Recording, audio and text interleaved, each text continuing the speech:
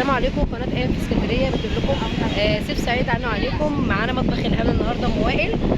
شرفنا بيك يا ام وائل معانا في القناه النهارده، وبعدين واخدين جوله في اسكندريه على البحر.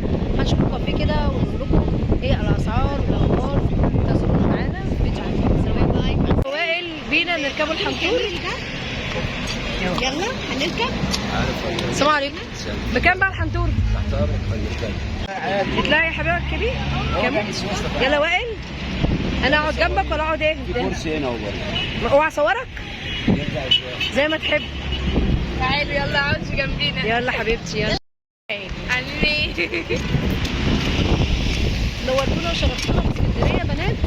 بس المره دي رحله جديده مع ام وائل بقى. مطبخ الهنا مع ام وائل. كلوا خشوا بالله عليك. ازيكم يا بنات؟ وحشتوني والله قوي. يا وائل كان يوم لذيذ معاك. النهارده يوم جميل جدا جدا. ان شاء الله نجيبوا حد تاني كمان من الجنود اللي احنا نعرفهم ان شاء الله. القنوات اللي حبايبي. خليتك تعملي المستحيل. خلتني قعدتي الناحيه الثانيه على البحر ووقفت على البحر، يعني دي حاجه مستحيله ان انا اعملها. طب انت طويله انا قصيره، ده انت تعدي بسرعه حتى تزلقي على طول. خلتني اعملها، وقفتني على الحجر وخلتني اعملها. طيب وايه رايك لو ركبتك عجله انت وحبيبتك؟ وقفتني على الحجر وخلتني اقف على البحر. طب ايه رايك يا حبيبه لو ركبنا بس عجله؟ دي حاجه صعبه قوي ان انا اعملها. طب لو ركبتك عجله تدفعي كام؟ تركبني انا عجل؟ انا بركب وراكي. ليه لا؟ ليه لا يعني؟ حبيبتي احلام. ماشي حبيبتي.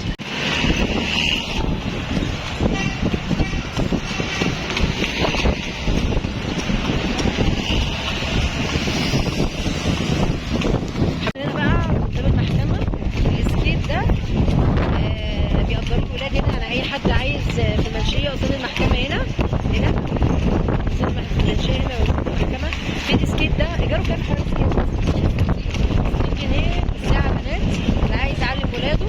طبعا حبيبة كانت هتقع تتكسر بس احنا لحقناها. وائل هنكسروها المرة الجاية. عجل كمان هو عايز اركب عجلة انا ام. ايه رايك اقول لك هو عجلة؟ عمري ما ركبتها، عمري ما شكلي هركبها النهارده. ايه رايك بقى في غروب الشمس ده؟ ايه رايك بقى في الغروب ده وائل؟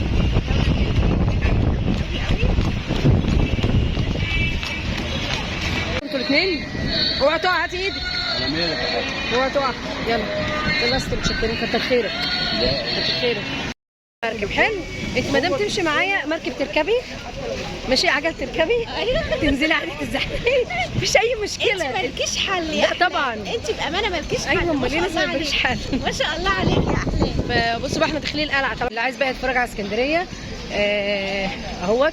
هنا كده ذره، هنا عزه ماشي. والحنطور طبعا لسه راكبينه. شكرا كتر خيرك. لسه نازلين. تاخدوه من المنشيه. خدناه من المنشيه لغايه المرسى ابو العباس ب 50 جنيه الفرد. تمام. وادي ست عزه هي جنبنا.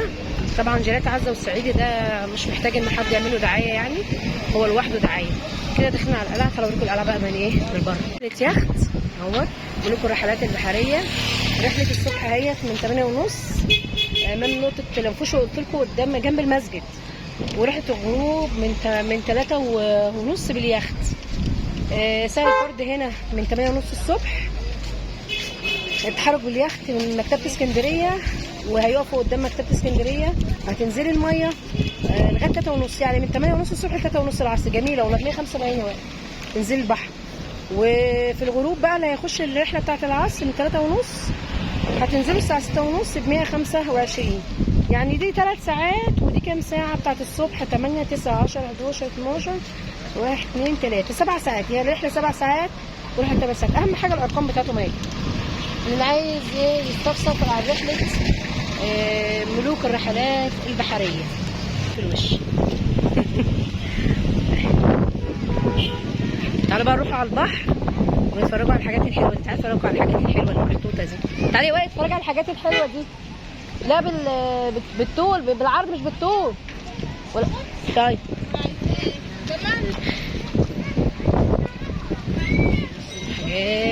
الحاجات دي طبعا عند القلعة كلها. اقرب لكم منها. مش عارفة الاسعار، هو صاحبها مش واقف. يلا يا حبيبة.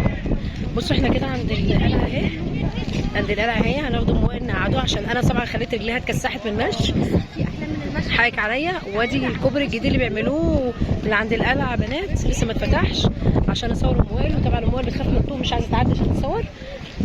لا ما اقدرش اطلع فوق تاني. وادي القلعه اهي. تعالوا نشوف بقى نقعدوا على الممشى ده، نقعدوا في الاخر. قاعده جنيه يا وائل لولو. طبعا الحمايه نجحت يا جماعه. مستنيين الكليه بقى، ادعوا لنا بكليه كويسه. بصوا اللسان ده عملوه كده، اللي عاملينه ده عشان يعني يدخل لجوه. هيبقى شبه كوبري المنتزه. بصوا كده شبه كوبري المنتزه كده شويه. مش عارفه يعملوا ايه بالظبط. هو كوبري بس داخل في قلب البحر. بصوا داخل كل ده، وتحس انه حاجز امواج شويه. يعني حاجز امواج هنا. بصوا هنا مفيش موج زي الناحيه التانيه. دي طبعا حاجات كلها اللي على الممر. حبيبه رسم الحنه ايه؟ تيجي ورا ارسم لك حنه؟ تعالي ارسم لك حنه على ايدك. تعالي ارسم لك رسمه صغيره والله. لا لا لا. ليه ولا صغيره والله. لا طبعا. اهو يلا حبيبه ايه بترسم.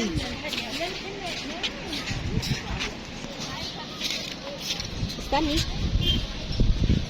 ليش طيب؟ انت منين مدام؟ سودان. اسمك ايه بقى؟ اهلا وسهلا بيكي. اسمي زينب. زينب؟ اسمك جميل. بصي فنانه شايفه؟ الله اكبر عليكي. ايه؟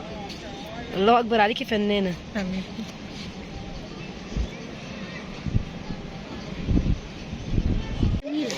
ايوه يلا حبيبه يلا. متشكرين كتر خيرك. مش عارفه سعرها كام الحاجات دي.